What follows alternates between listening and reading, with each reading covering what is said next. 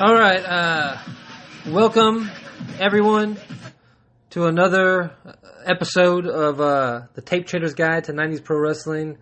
I'm sitting here and all of a sudden, lo and behold, the prodigal son, John Davis, a.k.a. Johnny Moore, a.k.a. Johnny Jamaica. Johnny Jamaica, a.k.a. the one, the only, Johnny Bandana. Johnny, welcome back. Hey, it's great to be back. Always, Justin. Always, brother. So, Johnny was supposed to be here on Sunday, was unable to make it, so I had to go alone, but Johnny just happens to be here today, so I figured let's go ahead and record a whole nother episode and just sit here and bullshit and talk about whatever. And So first of all, Johnny, how's the last couple of weeks been? Like, obviously don't say anything that's gonna get some heat. Oh, incriminating, Tell a friend, tell a wrestler. That's right. Don't. But you were out in beautiful, wonderful Florida for 10 days. Great weather, I'll say that, man. And it was awesome. Was it a good time? It was good. It was busy. Yeah. Very busy. Yeah. So what day did you leave? You left on a... I think it was a 6th or the 7th. And you took a day drive.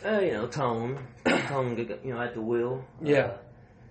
I don't believe they're quite ready to put Bandana behind the wheel or ever going to intend. You rode. Put me back behind the wheel. I was actually sent a picture of a rider missing the roof before taking the deal. So when I worked for Crossfire, I worked for Red Bull. You remember that when we were doing Crossfire? And the very first day that I worked, so they hired me because they had just fired someone, right? They caught some dude stealing. And so they hired me real quick, and they needed me on a route right away. So they needed me to jump on a truck. And I've never driven one of these trucks before. I've never been a delivery guy, or I've never worked for Coke or anything like that. And at the time, I still didn't even really know Nashville that well. And not only did I not know Nashville, but they needed me for West Tennessee. So like at the Buffalo River, like right before Jackson. All of West Tennessee. So I don't even fucking live over there. I don't live anywhere over there. I don't know anything over there. So, but the problem was they didn't have anyone to train me because they fired the guy that ran this route. Oh, of course. So, and like, they didn't even have computerized routes. The drivers would write down their routes, how to turn, where to turn at, like the whole deal. Yeah. So, but basically, because the drivers, they drive the route for so long, they know where to go, how to get there, yada yada yada. So no one keeps that shit written down, So they hire me, and they've got one guy that can train me for 4 days. Okay, so for 4 days, so I'm getting to figure it all out, and it sucks, man. It sucks so bad. I'm waking up at like 2:00 in the morning. And getting home at like 8 p.m., for one, it's so far, and this route is so wide open. There's so many stops, and it just fucking sucks. It's just terrible. And so the 5th day comes, and, it's like, here's the keys, man, go have fun, whatever. So I'm driving around. It's probably 5:00 in the morning. I'm going to stop at a grocery store. And it's a Kroger on Charlotte Pike. And there's a church that's kind of connected to the Kroger parking lot. And so I'm thinking, not really knowing this area too well or whatever, I'm thinking the church leads into the parking lot of the grocery store, Yeah. So I turn into the church.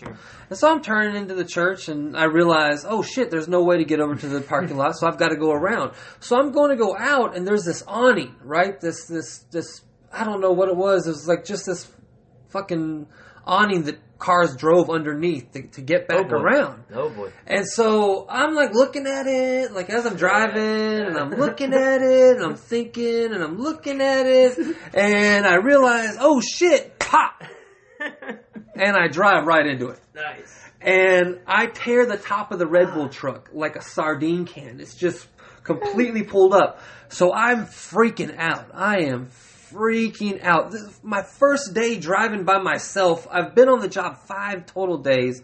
I'm losing. I'm like, oh my God. And what's so funny is, like at the time I wasn't even smoking pot. So I wasn't worried about a drug test. I wasn't, none of that stuff. I was just like, fuck. I had left I was a manager for Jason's Deli, and I left that job to go work for Red Bull. And so I'm like, oh shit, I just screwed myself, And so I call my supervisor, my boss.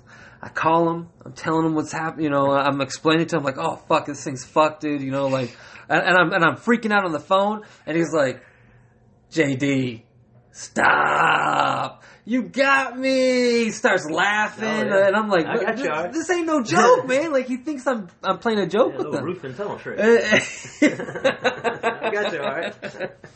So when you say you saw a U-Haul with the top tore up, I tore up one of those trucks. And in fact, it's so funny because a few years ago I owned a bread route, and so I'm running my bread route, and I'm out there on Dickerson Road.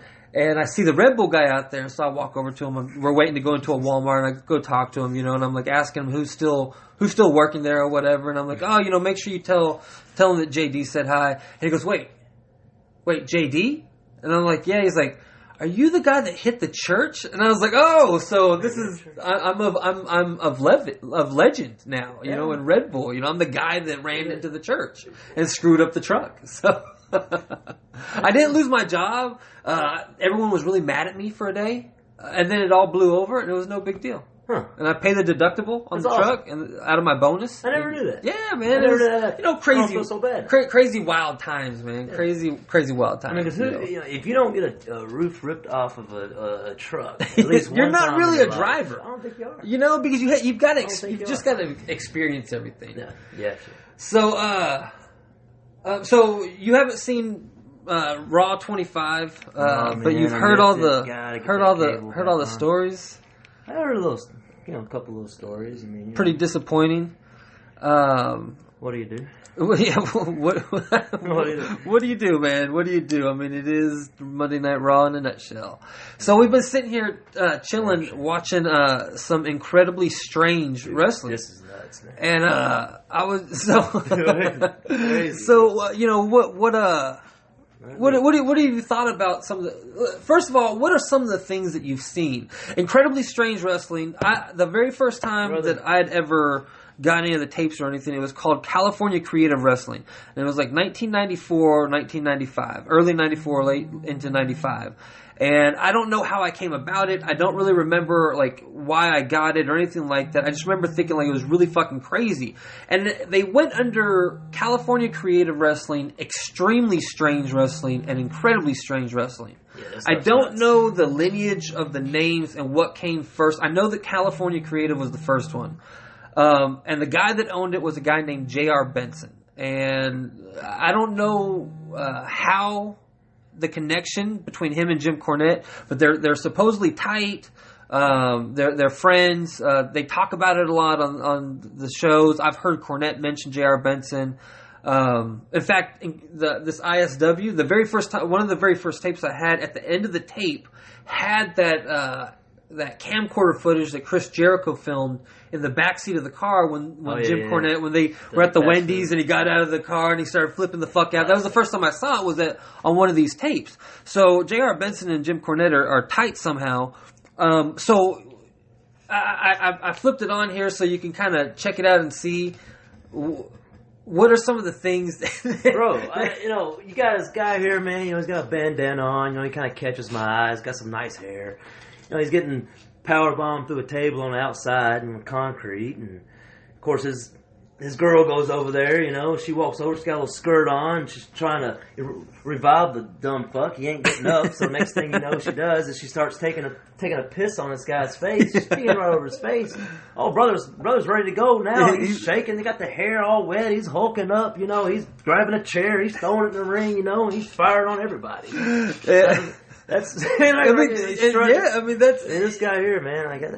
It's some wild stuff. It's very, it's looking at it. it looks 1995. It looks 95. You know, the way they're beating the shit out of each other. But one thing I tell you, I don't like is the heparin. What was it? The HIV needles. Oh, infected I don't know about all that now. Needles. That shit right there. And this in the match, 95. You got to think of the timeline. Yeah. So they're really freaking out about that stuff. But what's so funny is that match, both of the guys fall on the needles. So they both bump on top of the needles. Great. It's very timely because when you look at the way they're dressed and like that one guy's sunglasses and how he's got his beard trimmed, and you know, it's kind of that grungy. Definitely, it's the 1995 in a nutshell. Some Alice in Chains, some Nirvana playing, you know. And like we saw that footage where they were wrestling while there was actually the live music happening at the same time. Yeah, it's just very odd stuff. And Paul Lee. The homeless guy who I don't know what the story on him is, but he's a legitimate homeless dude and this was even before that whole bum fights phenomenon came out later on in the 90s. You remember that, right? Bum fights? Not so much, really. So bum fights. Oh man. So bum fights. And this is this is super 90s too. You know, I think like I don't know, maybe 90. Baby in the 90s now. 97, 98. You know, but bum fights was. And this was all a shoot, and these guys actually have been prosecuted and gone to jail over this shit. Like some college teenagers that had a camcorder, and they're walking around. I don't know. I can't remember where. You know, if it was California, New York, or where it was. But they were walking around and finding bums and giving them like $10-15 to fight each other. Oh, and they were filming it, and it's called bum fights. I got it. And they were filming it, and then they went from like paying bums to fight each other to paying bums to like take shits on their faces and like, you know, doing just really fucked up things to them. There was this one, and I've seen them and stuff because I remember, you know, I was a kid. I was a young teenager, and I was thinking about this the other day, and this is kind of about this whole tape trader. The reason why I wanted this podcast isn't necessarily about 90s wrestling, but it's more about the whole tape trader, you know, that whole time period of what things were like pop culture wise, what things were like, you know, just in our society, and like the whole grunge rock thing, and the way, you know, the bands that were heavy metal, the rap, the gangster rap that was going on at the time, and the movies, and everything was so underground. You know, mainstream everything was kind of seen as hokey and cheesy and you know, VH1. You know, mainstream felt like VH1, where everything else was MTV. Everything else was, you know, the underneath. And so, like, that's why indie wrestling got so popular in the 90s. And then wrestling in general, because wrestling was real raunchy. And the reason why I think sometimes it doesn't age real well is because it is kind of raunchy to today's standards, but at the time that was just kind of how all media was, from music to movies to television to everyone was pushing boundaries and kind of, you know, stepping tippy-toeing over the line, you know. Well, they were doing that here. So, yeah, what were we even talking about? I got on this whole... This insane, whatever, wrestling out of California here, and, was it 95? Brother just got his face peed on again. He's hulking up. And beating each other with chairs like that. And coming off the garage door there, you know. Look like Rex. That's Vic Grimes right there. Vic Grimes? Yeah, Vic Grimes. He was in ECW. He had a cup of coffee in the WWE called Kilo. So this is some crazy stuff. What else, Johnny? Well, I tell you what else I was watching. It was Ric Flair and Arn Anderson versus the Rock and Roll Express. It was 1990. Yeah, awesome match, man. I mean, you couldn't kill Ricky Morton. Brother was firing. You know, this is one of the matches to me. Made me want to hook up with old JD Sloan over here and get a little tag team going. Either that or Nigel baseball cap. Get a tag team one way or the other. The 90s were an awesome match, man. 1990 WCW I've been watching over the last couple of weeks, and it was really good. I've noticed that, you know, a lot of times I think WCW gets kind of some unfair heat because it was so mismanaged, and people talk about how poorly managed it was, that they don't spend enough time. You know, they always had good talent. Yeah, great talent. They always, you know, had good matches for the most part. I noticed, though, and I was talking about this on the last podcast, that, man, sometimes if you watch some of their pay-per-views, there's like 12 matches in a 2-hour time span. Yeah. I mean, there's just so many matches. Squeezing them all in there. Squeezing them all in there. And there was one I was watching, look, the abortionist. Yeah, brother's over here giving an abortion right now. Never mind him, you know. Get ready to go into the heat. But and I also noticed in WCW in the 90s, there's a lot of commentators. Yeah. You notice that? Like Tony Schiavone. I love Tony Schiavone, by the way. Jesse Ventura, Gordon Soley, Eric Bischoff, you know, Bob Geigel. Geigel. You threw that one around my head there. I don't know if I... Bob Geigel. Yeah. He was also the announcer for Smoky Mountain, SMW, with Dutch Mantel. I got you. Dirty Dutch. But sometimes, you know, a pay-per-view would have 6 commentators on one show for 12, 14 matches. Yeah. Sometimes, I was watching one show that had 7 matches on the pay-per-view. 5 of them were tag team matches. You know? Yeah. So, but they always had good talent. They always had good matches. Just sometimes the booking and the poor management and talent relations kind of overshadows. And they had some, you know, some ridiculous guys in there too. They put Brad Armstrong in a Spider-Man outfit and called him Arachnaman. And they brought in the Ding Dongs because, you know, Jim Herd thought it would be funny that they can't be pinned if they're hunchbacks. Yeah. They did a lot of, you know, ridiculous. I mean, there was bad, you know, Van Hammer. You know, Van Hammer worked for him more than once too. So there was, you know, they had their. But you know what's weird? I always liked, and I may be completely different than everyone else in the whole world. I always liked the mid-carder. The underneath guys more sometimes than the main eventers, you know. Like I like Paul. I was always a fan of Paul Roma or Jim Powers or who are some other good. You know, the Armstrong, Scotty Flamingo. I always like Scotty Flamingo.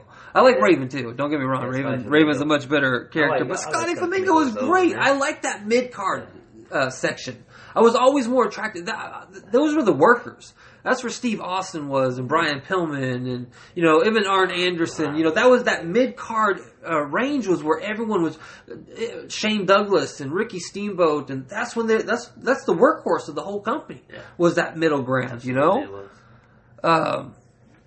So I mean, WCW was good shit in the 90s. WCW, it was always like Malenko and even Guerrero and Benoit, Jericho. Did you ever watch ECW? I watched ECW, but like I said, it wasn't until they was it TNN or whatever it was they came on. It was real late. Like, I never. Oh, I guess I didn't know any tape traders, you know, back then. So for me, it was you know, watch WCW because I always I like the talent they had, you know, from Mexico and from Japan. So I like the technical matches. That's what really, you know, got me going. But then, like when, you know, WWE was getting really hot, you know, in the Attitude Era, naturally, I wanted to see all that too. Yeah. And it wasn't that long after, you know, then they kind of made that whole, you know, radical jump. Yeah. So I was like, all right, man, now I'm good. I'm golden. Which has been, you know, WCW was done at that time anyway. I believe, or a year or two after that, they was fucking gone, right? So. Did you ever watch, have you ever seen any of the older ECW stuff? Like, I've seen it, but I didn't watch it as it happened. Right. But you have WWE Network. I'll go back and watch all kinds of stuff, and seeing, you know, or I remember buying like a bunch of the DVDs because I was curious about it, you know, watching some of the older stuff, and it was like, man, Shane Douglas, man, was owning shit out there. I mean, awesome, man. I loved watching, you know, I think stuff. Shane is one of those, Cash tearing it up, man, too.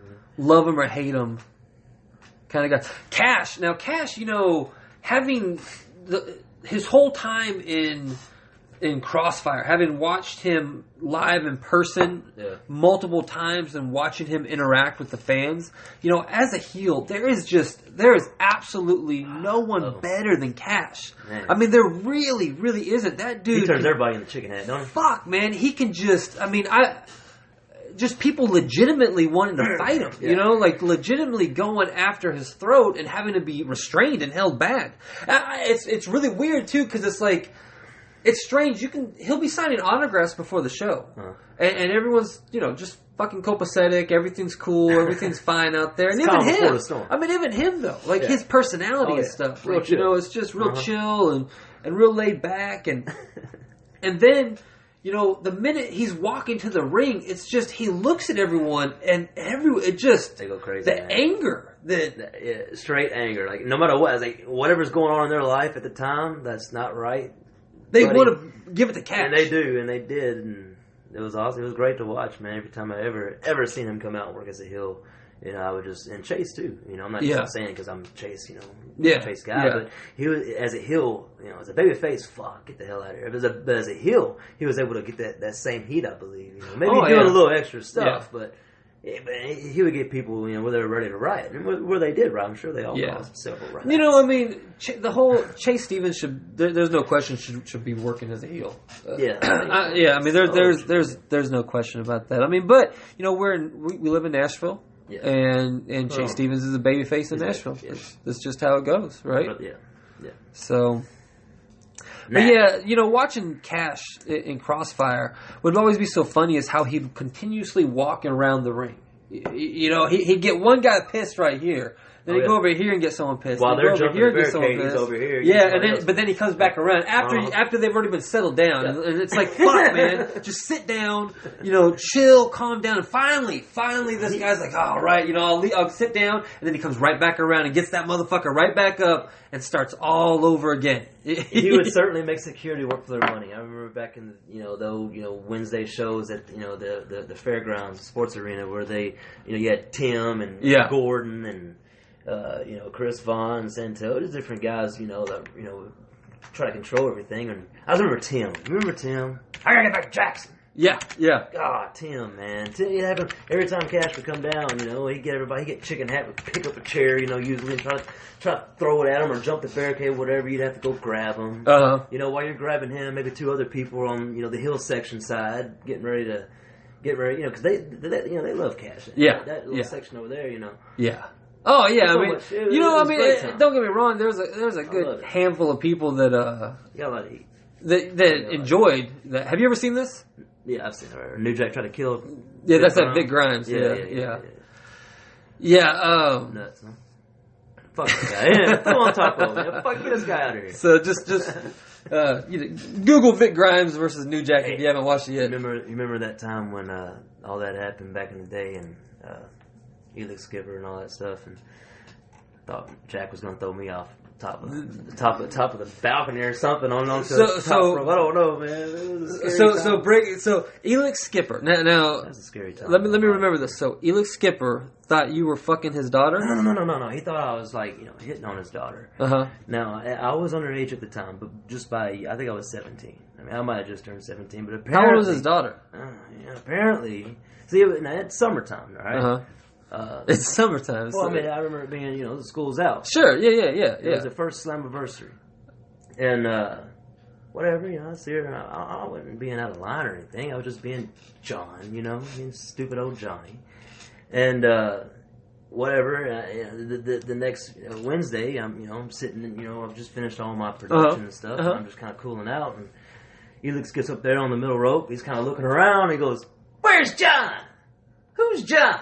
So I'm thinking, oh fuck, man, I'm over now. She went home so daddy. I'm gonna get explosion match. So I'll raise my hand. I'm thinking, happy. You're happy, man. So happy. Thinking, oh, finally right. It's my opportunity. I got my break. Elix Skipper's coming to find me. Right. Yeah. Hadn't even learned arm drag. Yeah. Brother knows. I'm ready to go. So, he's like, oh, so you're John? I was like, yeah, I'm John. And man, brother, when I say my whole world collapsed and everything just closed, and I'm claustrophobic, claustrophobic am. Yeah. I don't run elevators, I don't do the planes, put me on the Jim Cornette deal. I'm not flying, I'm not doing all that stuff's closing in on me. And I have all these people surrounding me, and I'm looking around to see if anybody's going to be on my side, and I learned real quick about the wrestling business that day. I got humbled. I was humbled in the most highest fashion. Everyone turns their head, huh? I mean, Conan's right in my ear at the time, and like, I was terrified. I might have pissed my pants right there. I think the only 2 times. The first time is when the Metro Police kicked in my shower door and arrested me. I get 14 years old. I peed all over the wall. Well, I'm pretty sure I pissed that day. Conan's right in my face, man. I just remember. I don't know, I'm not like marking out or nothing, but it was legit. I was like, man, I've been watching you my whole life. Right. I have a lot of respect for you. Man, please don't kill me or something to that degree. And man, like he said, man, you're just trying to get that thing with, you thinking with that little thing, you're trying to get that thing. And I'm like, man, he's going to fucking kill me right now. Like, legit. And he didn't, so I'm very happy. David Young, I thought, might have, because he was kind of looking, I think him and Elix were tagging at the time. I didn't know David at the time. And, I kind of thought maybe he might, jab me or whatever. And it was a scary situation. They were going to take me up and stick me under the ring for the duration of the whole show. Of the entire show. Did they do it? That was the deal. No, I was never followed out. I think...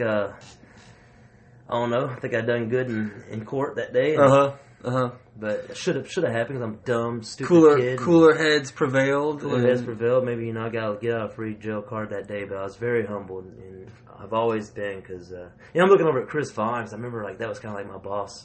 I looked at him like, I work for Don Harris, Don Harris, but Dixie Carter, I guess at the end of the day, I don't know. But I'm looking at Chris Vaughn like that's kind of like my boss. Like, right. Black shirt security against I'm looking at, and he's not helping. He's looking, no, brother, you got yourself in this shit. You're so. No friends in wrestling. No, unless of course you can get him a job. Well, I mean, you got a booking. Yeah. If you got a booking, then you're always going to get hit up. Someone's always going to hit you up and be like, "Hey, man, what's up with that booking, man?" but anyway, I was dumb for that, and I apologized to Elix. I don't think I might have then. Who knows? But I am now. Right. Airwaves here, and who knows going to be listening to this thing, and what kind of heat I'm going to get when I get home when I wake up tomorrow. Right. So, is this still the same drink I got here? Yeah. Yeah, that is, me and Johnny are having a few adult beverages right now. Just thought we'd shoot the shit and, hopefully this is somewhat enjoyable and not a complete downer. Hey, I'm sorry, guys. Bandana no show one day, come back the next, Hit record. So. This is just, if you know Johnny, and many people do, this is just this is Johnny. It just is what it is. So I was thinking, what would be a good thing? What would be something that you'd be interested in watching for the review in 2 weeks? Next Sunday, I'm in Memphis for the MLLW for the Lucha show. So the Sunday after next, we can sit down and we can do a review show.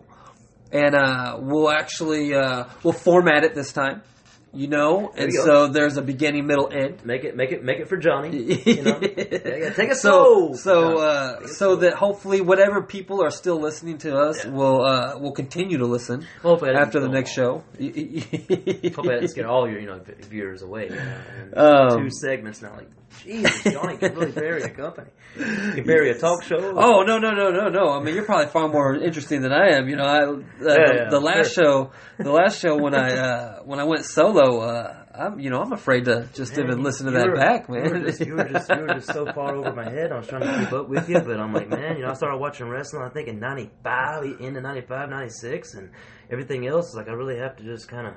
I mean, I know, like I've seen, I went back, I've watched, I got the network, I pay $9.99 each and every month. Yeah. And there's a lot of great 90s stuff on the network. No, there is. But like I was trying, and that's the thing. I mean, luckily we live in the day and age of YouTube, and we can type in just about anything with wrestling at the end of it and find a world of something, Mm-hmm. But like I was telling you earlier, when I was a kid, dude, that's just kind of, I would just get tapes of shit I've never heard of and knew nothing about just to get them. Just to get the tapes. Just to have it. Yeah. It was wrestling. I don't already have it. I have to have it. And so, I would just... Dude, my accumulation of VHS tapes was ridiculous, Johnny. I can't explain to you just how many tapes I had, how much footage I had. And like, you know, the saddest thing is like, you know, some of the biggest names in the business, like I had their very first match, you know, or their humble beginnings. Do you know what I mean? Like, just of everyone, you know, just knew. Yeah, you know, and that's why we always, you know, the tape trader community, you know, the community of tape traders. We always felt we were better. There are more because there was a lot of us back in the day, you know, and you know, we felt like, you know, we knew more, and not even in that Dave Meltzer-esque way. Not like we were smarter. It wasn't that we were smarter than other fans. It's that we already knew what other fans didn't know. Like, we already knew who Chris Jericho was, you know, before he ever went to WC. We knew where he came from. We knew where he wrestled before he wrestled in ECW. We knew all these things, and that, for some reason, that made us all feel like we were pretty fucking important. Absolutely, man. You know, so it was just a fun time to be a kid, man. It was a fun time to have something that you know, to be passionate about and to enjoy, and you know, it was a good time, you know. And the '90s were all about underground and the indie life, and there was a lot of fucking cool indies that were doing a lot of fucking cool things back then, and a lot of weird, you know, incredibly strange indie, you know, shit. I think Joey Ryan would have probably done good back in this company here. Yeah, Don't you think so? Especially now. Yeah, and you know, have you ever heard of bar wrestling? No, I don't believe I've heard. You've heard, you know, Pro Wrestling Guerrilla. Yeah. Oh, yeah. So you know, Pro Wrestling Guerrilla is also in California, and they don't do anything quite like this, but they do. They have things a little bit out in the left field, and they're more about the spots and you know, the pops, and you know, it's a group of guys that are all just out there to have a good time. You know, there's also a company in California called Bar Wrestling. Okay. And they set up the ring in the middle of a bar, and it's standing room only. And you know, they have guys like Keith Lee, Candice LeRae, Joey Ryan. You know, that name value of indie stars. You know, those guys are out there. Who? Joey Janela. Oh, with Pro Wrestling Guerrilla, I guess he's done some stuff. Yeah. And he's a wild motherfucker. Wild as shit, huh? Jesse, my buddy Jesse, Jesse Butler. Everyone that's still listening, that's made it this far, check out Kick Out at 2 podcast. My buddy Jesse Butler runs that, but he runs a show called Southern Underground Wrestling out of the bar downtown. Mm-hmm. And he had Joey Janela come down and do a show. And before the show started, Janela gets on stage, right? The ring is in the bar, and everyone's around the ring. And it's actually a Halloween show. And then there's a stage where because they have live bands and shit in there. So there's a stage where Jesse's doing the commentary and everything like that. And he jumps on stage and he starts doing a song, a country song. He's in Nashville, you know. He starts doing a country song, promoing on his opponent. And it was a lot of fun, man. It was, you know, it was a lot of fun, man. Dude, I'm a traditionalist, you know, but I'm a progressive traditionalist, and I like to go and have a good time. And I think that there's certain things that are completely appropriate at a 21 and up bar show that is not appropriate for your average, you know, bell time 7 p.m. weekly show. You know what I mean? You can do local armory. Right.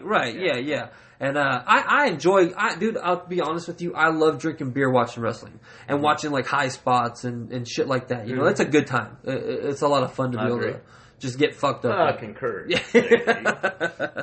Yeah, so what's something interesting that you want to review next go around? I was thinking a Clash of Champions. Yeah, Clash of Champions is always good, man. WCW's always fun to watch. We can go back and watch. Always like Brian Pillman. Was it Flying Brian? Was he around? Yeah, dude. What year is it? 93? Brian Pillman, like from 1989 to 1996. I love watching Flying Brian. You ever watch Brian Pillman in ECW? Yeah.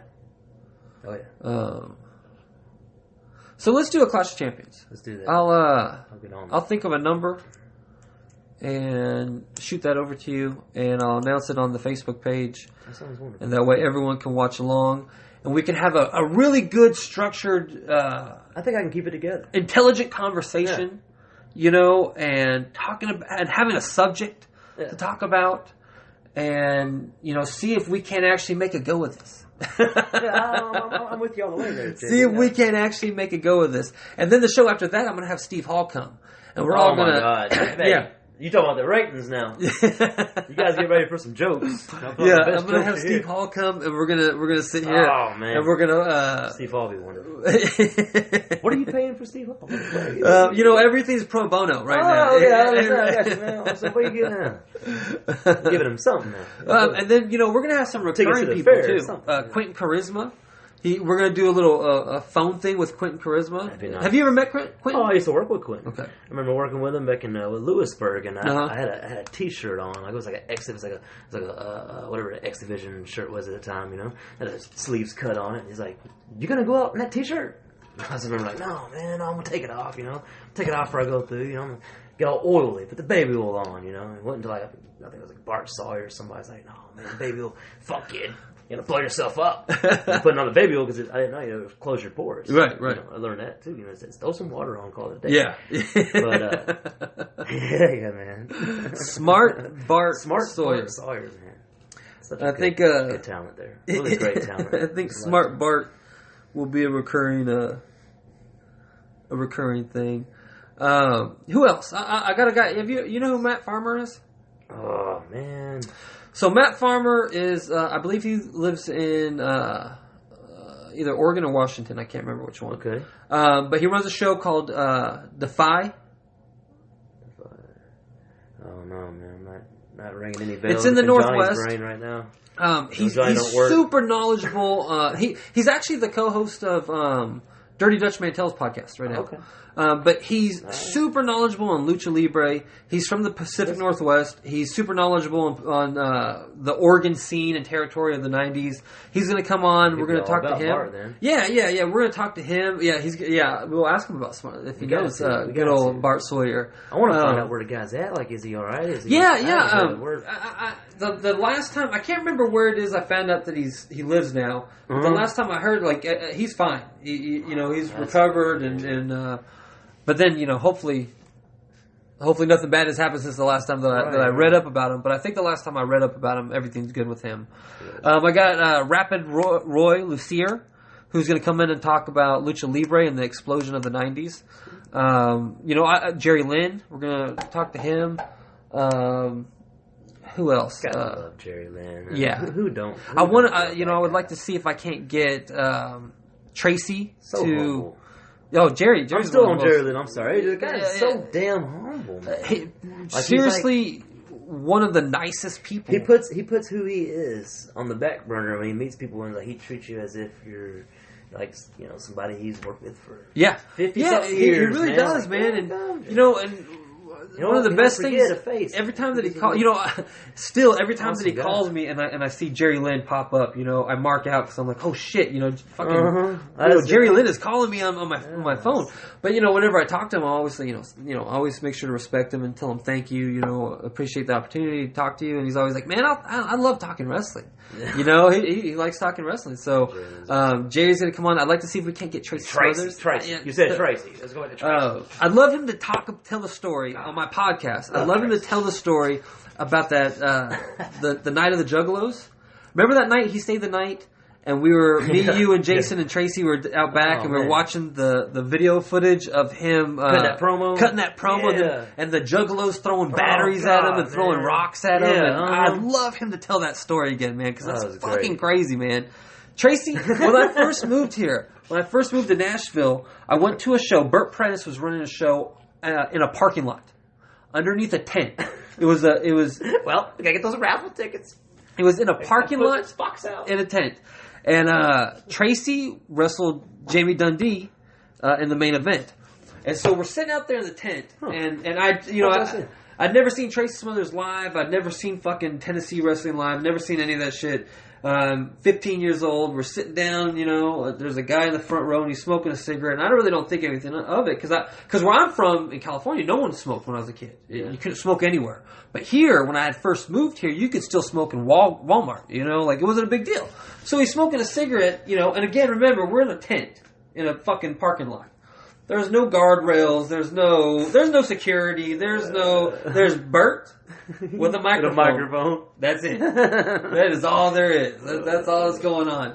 And you sure there wasn't no raffle tickets? No, there was a lot of. No. There was 3 raffles. There was 3 raffles. Don't get me wrong. There was 3 raffles. But Tracy, takes the powder onto the outside. He rolls out of the ring, and as he's rolling out, his body, his momentum, kind of brought him into the front row. Mm-hmm. Onto this guy's lap that was smoking a cigarette. Oh, great. So the cigarette burned Tracy. Oh, no. Yeah, I think I heard about this. And, Tracy didn't miss a step. He turned around and just knocked him cold in the mouth, dude. Just cold in the mouth. And not only that, not only did I just watch this dude punch this fucking guy in the face, but he rolled right back into the ring and kept working. Just went on with the match. Didn't look at he hit this dude and then didn't look at the dude again. He just rolled right back into the ring and just started working the match with Jamie. That's it.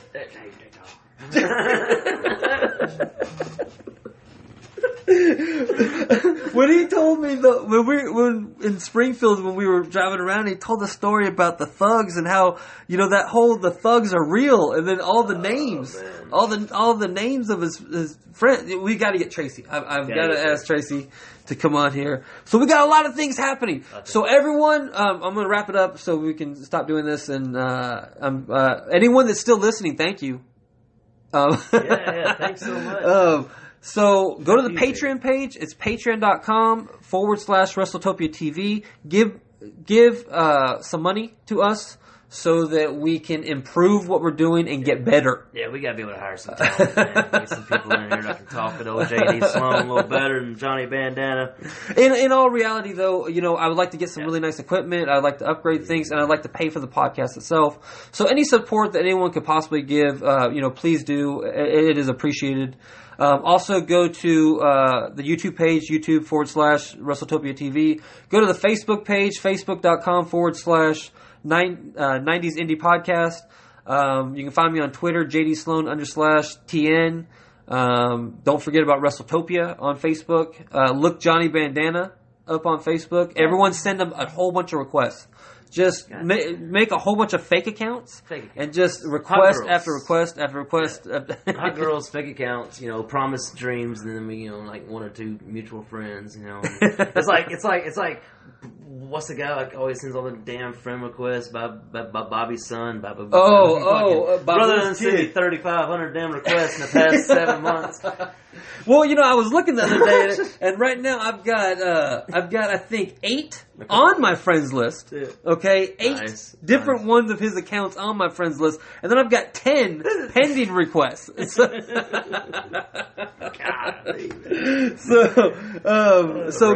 go do that. Yes. Make a whole bunch of fake Facebook pages and send them all to Johnny Bandana. Send them all my way. So yeah, do that. I'm going to give some shout outs real quick. Big shout out to Joe Sart. He is a patron member. Big shout out to Rusty Wilson, Rowdy Jeffrey Hall.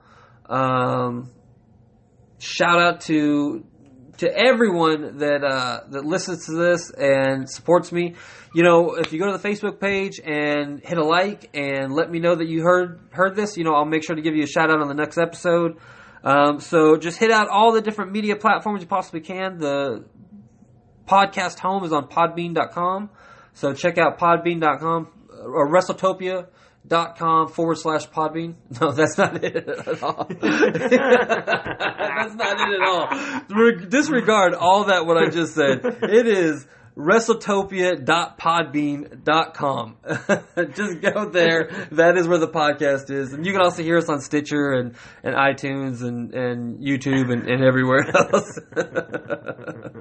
So maybe not quite so many adult beverages. I'll pour you another one, on the next show. Make sure everyone go to the Facebook page, and I will post which Clash of Champions we land up reviewing. So thank you so much. Thank you so much. Such a improvement, I believe, from the last time I was here. That's saying a little, maybe not a lot. So we will get with us next time. I hope you enjoyed the program.